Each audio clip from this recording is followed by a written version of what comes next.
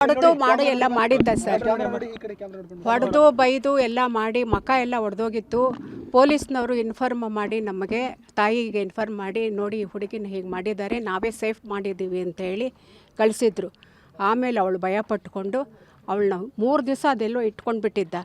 ಹೇಗೋ ಮಾಡಿ ಪೊಲೀಸ್ನವ್ರ ಹೆಲ್ಪ್ ತಗೊಂಡು ಅವಳನ್ನ ನಮ್ಮ ವಶಕ್ಕೆ ತಗೊಂಡು ಮತ್ತೆ ಅವಳನ್ನ ಇದಕ್ಕೆ ಕಳಿಸಿ ಏನೇನೋ ಮಾಡಿದ್ರು. ಆಮೇಲೆ ಒಂದು 7-8 ತಿಂಗಳು ಚೆನ್ನಾಗಿದ್ಲು, ರಿಹ್ಯಾಬ್ನಲ್ಲೆಲ್ಲ ಚೆನ್ನಾಗಿದ್ಲು, ಚೆನ್ನಾಗಾಗಿದೆ ಅಂತ ಗೊತ್ತಾಯಿತು. ಅವಳು ಓದಿದ್ದಾಳೆ, ಚೆನ್ನಾಗಿ ಫಿಸಿಯೋಥೆರಪಿ ಮಾಡಿದ್ದಾಳೆ, ಡಾಕ್ಟ್ರೇಟ್ ಬಂದಿದೆ ಅವಳಿಗೆ. ನಮ್ಮನೆಗೂ ಬಂದಿದ್ಲು. ದೊಡ್ಡಮ್ಮ ನಾನೆಲ್ಲ ಅವನು ಬಿಟ್ಟುಬಿಟ್ಟಿದ್ದೀನಿ, ಅವನ ಸಹವಾಸ ಇಲ್ಲ, ಒಳ್ಳೆ ಕೆಲಸಕ್ಕೆ ಸೇರ್ತೀನಿ, ನಾನು ಮನೆ ಕಟ್ಟಿಸ್ಕೊಡ್ತೀನಿ, ನಮ್ಮಮ್ಮನ ನೋಡ್ಕೊಳ್ತೀನಿ, ನಮ್ಮಮ್ಮನಿಗೆ ಯಾರೂ ಇಲ್ಲ ಅಂತ ಹೇಳ್ತಾ ಇರೋ ಹುಡುಗಿನ ತಿರ್ಗಾ ಅವಳನ್ನ ಅಟ್ಯಾಕ್ ಮಾಡಿ ಈ ಮಟ್ಟಕ್ಕೆ ತಂದಿಟ್ಟಿದ್ದಾನೆ ಸರ್. ಲೋಫರ್ ನನ್ನ ಮಗ ಸರ್. ಅವನಿಗೆ ಮರಣದಂಡನೆ ಮಾಡಬೇಕು ಸರ್. ನಮ್ಮ ಕಾನೂನಲ್ಲಿ ಇಂಡಿಯಾದಲ್ಲಿ ಸರಿ ಇಲ್ಲ.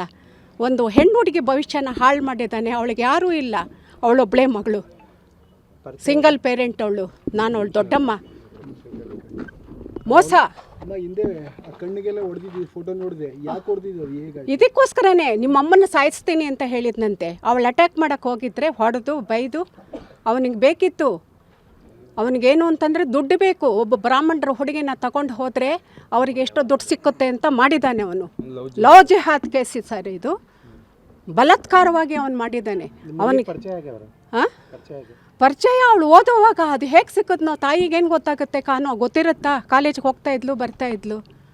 ಯಾವಾಗ ಪರಿಚಯ ಆದ್ನೋ, ಯಾವಾಗ ಲಿಂಕ್ ಸಿಕ್ತೋ? ಅವಳು ನಮಗೆ ಗೊತ್ತಾಗಿದ್ದು 7 ತಿಂಗಳ ಹಿಂದೆ. ಆಮೇಲೆ ಅದನ್ನು ಬಿಡಿಸ್ಬಿಟ್ಟು ತಗೊಂಡೋಗಿ ರಿಹ್ಯಾಬ್ಗೆ ಹಾಕಿದ್ಲು. ಯಾಕೆ ಕಳಿಸಿದ್ವಿ ಅಂತಂದರೆ ಅವನು ಬಲಾತ್ಕಾರವಾಗಿ ಇನ್ನೇನು ಮಾಡ್ತಾನೋ, ಸೇಫಾಗಿ ಒಂದು ಕಡೆ ಇರಲಿ. ಅವಳೊಬ್ಬಳೇ ಇರೋದು ಮನೆಯಲ್ಲಿ, ಯಾರೂ ಇಲ್ಲ. ಅವಳೊಬ್ಬಳೇ ಇರುವಾಗ ಬಂದು ಅಟ್ಯಾಕ್ ಮಾಡಿದ್ರೆ ಏನು ಮಾಡಬೇಕು? ಎಲ್ಲೋ ಒಂದು ಕಡೆ ಸೇಫಾಗಿರಲಿ ಅಂತ ಹೇಳಿ ಯಾರ್ದೋ ಇನ್ಫ್ಲೂಯೆನ್ಸ್ ತಗೊಂಡು, RSSನವ್ರದ್ದೆಲ್ಲ ಇನ್ಫ್ಲೂಯೆನ್ಸ್ ತಗೊಂಡು ಮಾಡಿಸಿರೋದು ಸರ್. ಅಷ್ಟು ಸುಲಭವಾಗಲ್ಲ ಇದು. ಅವನ ಮೇಲೆ ಕಂಪ್ಲೇಂಟ್ ಕೊಟ್ಟಿದ್ದಾರೆ, ನಾನು ಕೊಟ್ಟಿಲ್ಲ. ಅವ್ರ ತಾಯಿನ ಕೇಳಬೇಕು ಸರ್. ಅವಳು ದಯಾನಂದ ಕಾಲೇಜ್ ಓದಿದ್ಲು.